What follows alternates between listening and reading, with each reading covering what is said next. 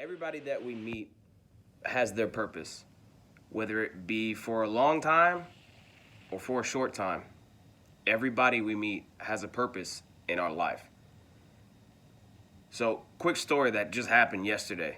Uh, we had some bad weather come through West Virginia, and my job we do snow plows. So I went over there at work, showed up at like 2:30 in the afternoon, didn't get home till about 4 o'clock. On the way home, didn't realize how bad the weather was until I started coming home. Trees were knocked down, they were blocking the roads. I had to take two different routes to get myself back home. But on one of the roads that I went up, it was uphill. So I come uphill, pitch black. It's probably about 3 o'clock in the morning. And I get to the top and I see this figure running down the street towards me, waving their hands up and down like this. So I stop and it's a guy, he's got blood on his hands. And I'm like, what the fuck is going on here? It's too dark, there's no street lights, nothing. So I slow down, lower my window enough that I can talk to him. And he tells me, hey man, you're not gonna be able to make it down that road. I just hit a tree. I was like, oh shit. All right, so I made sure he was all right, got out, looked, and this tree was fucking huge. This tree was gigantic, and he had a big box Chevy. Like, it was a big truck, and his truck was total, done. So he couldn't find his phone. We got out, looked for his phone, found it, phone's dead. He's like, shit. So lucky he had an iPhone. I plugged it in. Took a while for it to start up, but he was able to get some juice. He starts making phone calls, people who can help him out. Nobody picks up. Mind you, there's no one on this street. This is a back road. We're at the top of a hill. He's got a busted truck, and I can't go that way, so I would have to come back the way that I just came. So I'm talking to him. Come to find out, his vehicle's not all legit, so he can't just call a tow truck, can't just, call the cops. So I was like, damn, this kid's fucked. So I'm sitting there with him, I'm making sure he's good. The adrenaline wears off. I want to make sure he doesn't just go like lights out. Got some injuries he didn't know he had. But I helped him out. We finally got his truck to start, and we backed it away from the tree because half the tree was in the windshield. So how this kid survived, I have no idea, but he did.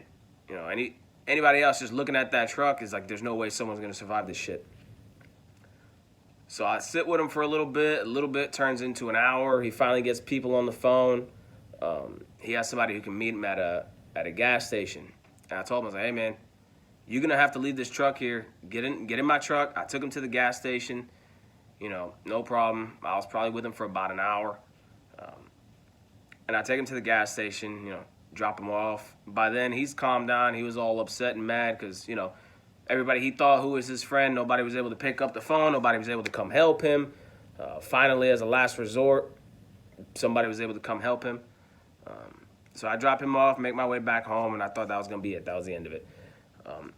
And on the drive home, I was thinking, he was like, oh, thank you so much. You saved my life. You helped me out. Because the entire time that I was with this kid at the top of that hill for about an hour, maybe 45 minutes, not a single vehicle, not that a single vehicle stopped, not a single vehicle showed up. There's no houses, not a single vehicle was coming down that road for an hour. This kid was soaking wet in snow and slush, and his hands were all cut up. And I was thinking, damn, he had a dead phone. Nobody came up that hill. There's no houses around there. So I just happened to be coming up that hill, and, I was like, man, I helped that kid out, He kept saying I saved his life, but then I thought about it. I said, no. He saved my life because I saw him only because he walked down the street. Because if I would have waited till I saw his vehicle, the roads were icy, I would have either hit the back of his truck or would have went off into the ditch trying to avoid his truck. Or if his truck wasn't there, that would have been my ass under that tree. And my truck, I got a mid-sized truck, so it's a little bit smaller. I would have went straight underneath that tree. It would have peeled the whole top of my truck off. I don't know. He kept saying, oh, I saved him. I'm like, nah, dude. Unfortunately, you had to sacrifice your truck. He was okay. But because of him, I didn't mash my truck. I didn't get hurt. He didn't really get hurt either. And, it was a blessing in tragedy, I guess. Tragedy because he lost that truck. That truck is gone.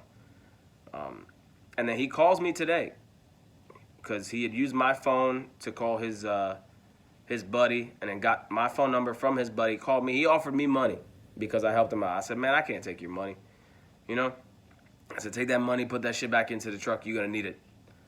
So come to find out, he had a couple of personal family issues. You know, he was going through some rough shit that day. So, and I told him, I said, hey, man, everybody's put in your life for a reason. And, you know, I was meant to go that way to help you out, you know, to help him out. He was meant to go that way to smack into that fucking tree to save me, you know. And it's one of those things in life, like I started this video off, everybody in your life has a purpose. There's a reason why you bump into these random people that have an effect on your whole life. Or there's a reason that, you know, people come into your life for a little bit and then shit happens and then they're no longer part of your life the way that they were. Whether they're here for a long time or they're here for a good time or they're here to be a learning point in your life, to learn that whatever they did that caused them to no longer be in your life, you need to make sure you learn from that. Don't hold on to the negative shit that went down while you were with this person. Yeah, it's easier said than done, you know. In the beginning, everybody's all angry at the other person, but take that as a lesson learned. You know, it's just something we need to be able to get rid of. We need to be able to get rid of all that negativity. Why give someone that much control over yourself? You know, even if they're long gone, we all know we got that one person that just can't let shit go. Years can go by and they'll still be upset about some shit. You know, they're still upset about a boyfriend. They're still upset about a girlfriend. They're still upset about a boss. And we're like, yo, man, that person forgot all about you. When's the last time you spoke to them? Oh, I haven't spoken to them since the incident. They forgot all about you. Why are you still giving them that power over you when you know damn well that they're not even thinking about you? Take whatever happened as a lesson learned. Make yourself stronger. Build yourself stronger. You know, learn. If you worked a whole day or you've gone through an entire 24 hours and you haven't learned anything, that is the biggest waste you've ever done. And the shit about it is that's the only thing we can't get back. We cannot get back time. Once it's gone forever. You'll never get it back. So take the time that you have, because you never know when that time's going to run out. You know, with the people around you, when their time's going to run out. You know, surround yourself with positivity. Surround yourself with people you can learn from. Surround yourself with good things. I'm not naive. You know, there's negativity that's going to be around. And, you know, it's going to affect you. But how long? How long is too long? You know? Longer, holding on to something after you've already learned from it and you're still holding on to it, that's too long. Once you learned from it, fucking move on. You know? You started a business and it didn't work out too well, take that and learn from it. What not to do for the next time.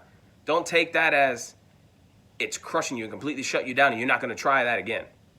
Because you never, what business or what person who owns a business was absolutely successful with their very first idea? I don't know the statistics, but I'm going to tell you, probably not a single one. All these successful businesses started from shit. All these successful businesses had humongous mistakes prior to that they learned from. Nothing successful has been perfect the whole way. All right? So again, I'm not saying this cliche New Year shit. No, just from now, if you've wanted to do something, you know, you wanted to put in that application, you wanted to start this business, you wanted to start this project, you wanted to start working out, start. Because that's the hardest step, that first step, because we're all comfortable. We're all comfortable exactly where we're at. We're all comfortable doing what we're good at. But we're not growing, we're not progressing. That first step may be the first step of perfection. That first step may be the first step onto a dream. That first step Might be off balance. You might roll a fucking ankle. Guess what? Use the next foot. That's why God gave you two. The first one's going to fuck up, so the second one will pick up. All right? Again, take chances. Take chances. Go get what you want. No one's going to give it to you. You got to go and you got to get it. And it's going to be hard. It's going to hurt. You're going to want to not do it anymore. There's going to be people around you, and once you start becoming successful, you're going to notice that those people that you thought you were friends, they're going to start talking negative. Why are you doing that? That's stupid. Don't do that. Those are the people you got to get rid of. Trim that fucking social fat. Trust me. There's enough positive people around the world that you don't need all these negative people around you. Go get that shit.